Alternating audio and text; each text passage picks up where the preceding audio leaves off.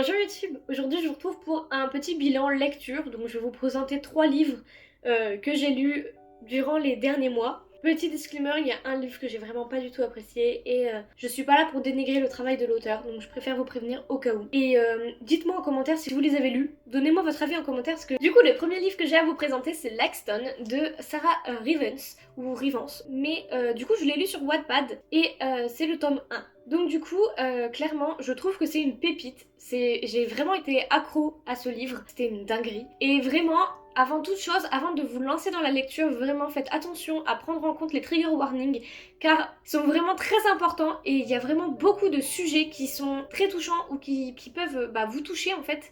Et donc du coup, il faut vraiment faire attention aux trigger warnings et les prendre en compte. En tout cas, revenons au livre. J'ai trouvé que la tension entre les deux personnages principaux était vraiment incroyable. Dès le départ, en fait, il y a de l'attirance entre eux et en fait, leur relation, elle est vraiment facilement définissable par une attraction et une intensité vraiment. Je sais pas comment dire ça autrement, enfin comment le formuler, mais vraiment il y avait une attirance et une tension entre les deux, c'était incroyable. Bon, c'est quand même un slow burn, un magnifique slow burn, et c'est la première fois, je dirais, que je lis un slow burn. Que j'apprécie un slow burn. La plupart du temps, en fait, les slow burns, je n'aime pas ça, parce qu'en fait, ça prend trop de temps. Et là, en fait, il y a des petits moments qui font que ça... Je sais pas comment dire ça, mais en fait, ça m'a donné, genre, un complément, on va dire. Et du coup, ça m'a aidé à apprécier le slow burn. Kai et Iris sont deux personnages vraiment bien développés. Kai il est vraiment charismatique, cruel et sensible. Alors que de l'autre côté, on a Iris qui, elle est beaucoup plus drôle et très dominée par son anxiété, on va dire. Ce qui fait que elle est constamment en train de se poser des questions et en train de combattre son anxiété et en train de rechercher de l'attention. Et en fait, j'ai vraiment bien apprécié ce côté-là de Iris parce que en fait, tous ces petits défauts à cause de son anxiété, et ça la rendait vraiment vivante et c'était vraiment agréable à lire. Tous les autres personnages sont incroyables. Bon, certains sont détestables. Ceux qui ont lu le livre, vous devez savoir de qui je parle et je vais citer quelques noms. Vernon, Cody, Casey et Mason. Voilà. Et après, il y en avait d'autres qui étaient vraiment tellement attachants et je me suis vraiment attachée. C'est par exemple Rox, Jacob ou Rufus. Oui, je le considère comme un personnage secondaire, mais Rufus, il était génial. Pour ce qui est du côté un peu dark, parce qu'il est décrit comme une dark romance, on va plonger dans des traumatismes vraiment touchants qui fait que c'est cette partie-là qui est dark. Après sinon, la plume est très jolie et agréable à lire, vraiment la lecture est très agréable et j'ai beaucoup apprécié les petites notes en fin de chapitre. Vu que c'est sur Wattpad, on peut, l'autrice laisse des petites notes en fin de chapitre et j'ai vraiment apprécié parce que du coup on pouvait discuter avec elle et en fait ça rendait un peu plus humain le livre. Et petit PS, on va dire, j'ai adoré le petit clin d'œil que Sarah a fait au prénom d'Iris. Et pour celles et ceux qui ont lu le livre, vous savez de quoi je parle. Donc ensuite on va passer au deuxième livre que j'ai lu numériquement, c'est un service presse de la maison Alterreal, vu que je suis partenaire avec eux. Donc c'est Red Shadow, le tome 1 de Heather Eastwood, et malheureusement pour moi c'est un flop. Je vais vous expliquer pourquoi, et en fait j'ai même discuté avec l'autrice juste après, et elle a totalement compris pourquoi pour moi c'était un flop, voilà, mais je ne dénigre en aucun cas le livre, l'histoire est vraiment agréable. En gros j'ai eu beaucoup de mal à rentrer dans l'histoire. En fait, je qualifierais le récit de moi-je, parce qu'en fait, dès les premiers chapitres, on ressent en tant que lecteur une surdose de pensée interne. Comment vous expliquer ça? En fait, Marie, le personnage principal, pense beaucoup. On est souvent dans sa tête et c'est un des points qui m'a le plus dérangée parce que du coup c'était assez bizarre. C'était comme si j'étais en intrusion dans sa tête et en fait je me suis pas vraiment sentie à l'aise et je me suis pas vraiment représentée dans le personnage. C'est pas vraiment correct ce que je dis mais j'espère que vous m'avez compris. En gros, Marie elle se parle beaucoup à elle-même et elle décrit tout ce qui se passe autour d'elle. On avance très lentement dans l'histoire et en vrai, de ce que j'ai ressenti, il faut s'accrocher si on veut vraiment découvrir le contexte et l'intrigue de l'histoire. J'ai pu retrouver beaucoup de filtres qui auraient dû être effacés durant la première réécriture. Après, je peux pas en vouloir à l'autrice, mais là, je pense que c'est plus un travail de réécriture et on peut pas vraiment en vouloir à l'autrice, ni à la maison d'édition. Par contre, ce qui m'a vraiment dérangé, c'est qu'il faut attendre les 3/4 du livre, vraiment 70% de la lecture, pour enfin avoir des réponses et entrer dans l'intrigue. Après, c'est peut-être parce que c'est un premier tome et que que du coup elle doit mettre en place l'histoire et l'intrigue, mais je trouve quand même que 3/4 de l'histoire c'est vraiment beaucoup, parce que c'est comme si en fait on lisait le livre entier sans vraiment savoir pourquoi on le lit. J'avais vraiment l'impression de ne pas être dans le livre de fantasy, parce que c'est un livre qui est décrit comme étant de la fantasy. C'est vraiment ce que je recherchais dans le livre, lire de la fantasy, parce que c'est ce que j'adore, et il est catégorisé comme de l'imaginaire dans la maison d'édition. Donc c'est vraiment ce que j'attendais, et en fait bah on a ça à la fin du livre. En fait tout ce qui est la partie fantasy arrive vraiment à la fin du livre, et donc du coup c'est un petit peu dommage, et c'est pour ça que j'ai vraiment trouvé ça un peu long. J'ai vraiment eu pas mal de difficultés à rester dans la lecture, parce que bah du coup le fait qu'on soit souvent dans la tête de Marie, bah en fait ça m'a un peu dérangée. C'est pour ça que c'est ce que je dis en fait, les goûts et les couleurs ça se discute pas. Moi j'ai pas du tout apprécié d'être dans la tête de Marie, et pourtant j'ai une personne avec qui je discute souvent qui elle a adoré le fait qu'on ait tous les pensées de Marie, et donc du coup c'est pour ça que c'est ce que j'expliquais, et vous pouvez voir sur mon post Instagram sur le livre, dans les commentaires du coup je discute avec cette personne là qui m'a commenté le livre en expliquant que elle c'est ce qu'elle a surkiffé de l'histoire. Vraiment vous pouvez même aller voir son avis sur Instagram, ce sera plus simple, mais parce qu'elle donne un avis assez riche dessus.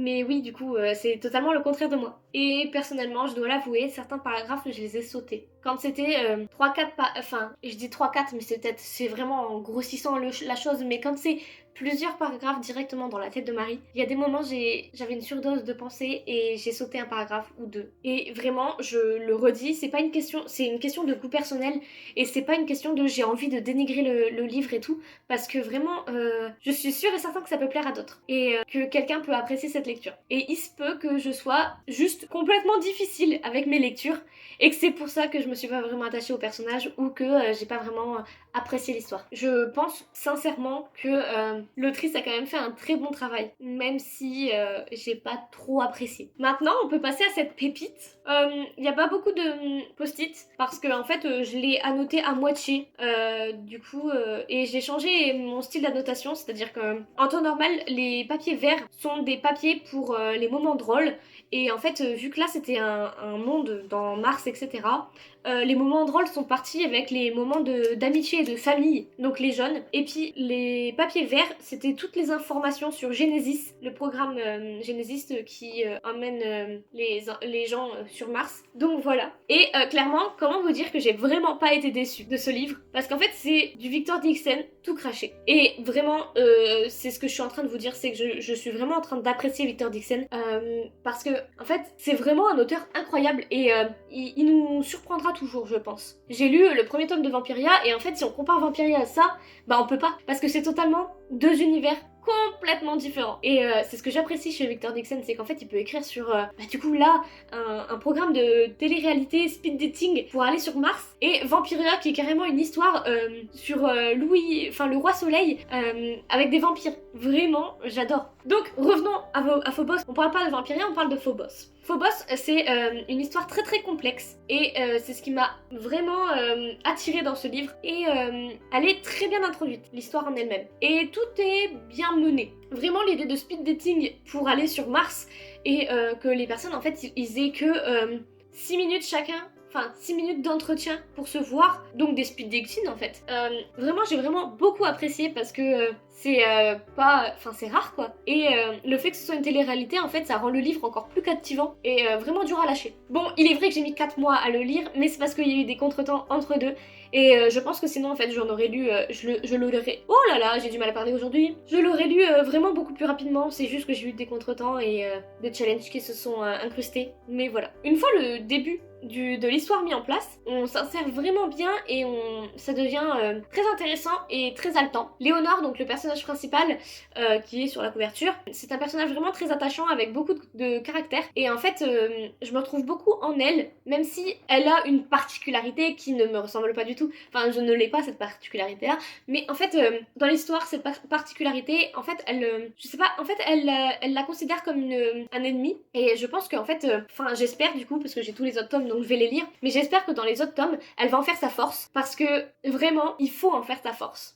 Sa particularité, je trouve, va la rendre encore plus touchante et encore plus captivante. Vraiment. Pour ce qui est des autres personnages, on voit beaucoup plus les filles que les garçons parce que du coup c'est un speed dating et on est du point de vue de Léonore, donc on voit que ce qu'il y a autour de Léonore, et vu que les garçons et les filles sont séparés, on voit plus les filles. Et je trouve qu'elles ont été très présentes au début, mais en fait elles le sont beaucoup moins par la suite parce qu'il faut privilégier l'intrigue autour de qui va finir avec qui, et donc du coup on voit moins les autres personnages. Mais en réalité, en fait j'aime bien parce que chaque personnage est défini avec ses qualités et ses défauts, et on en apprend beaucoup plus sur elle au fur et à mesure de l'histoire, et en fait ça rend en fait les personnages beaucoup plus touchants.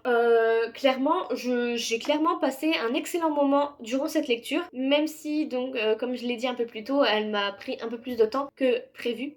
Mais avec mes études, les autres lectures que j'ai dû prendre pour le challenge Frisson d'octobre, et puis clairement le temps que j'ai consacré à la lecture est vraiment peu. Donc du coup je fais de mon mieux pour lire le plus par mois, mais c'est assez compliqué. Mais en vrai, revenons à ce livre. Clairement la fin m'a laissé sans voix et en attente du prochain tome. Et en plus, ce qui me frustre encore plus, c'est que là j'ai des lectures en cours et des lectures qui sont déjà prévues pour le mois prochain, etc. Et en fait le tome 2 de Phobos n'arrive pas avant un sacré moment, avant, à moins que je craque, mais sinon non. Et pourtant j'ai vraiment hâte de recommencer et de commencer le deuxième tome parce que il me fait de l'œil, et puis je veux savoir ce qui se passe par la suite, parce que à la fin vraiment on arrive à un moment où il faut qu'on sache en fait. Et donc du coup ouais, je vous le conseille vraiment parce que il est incroyable. Donc voilà, la vidéo est terminée, j'espère qu'elle vous aura plu. Dites-moi en commentaire si vous avez lu ces livres, et si vous êtes une personne timide et que vous ne voulez pas commenter,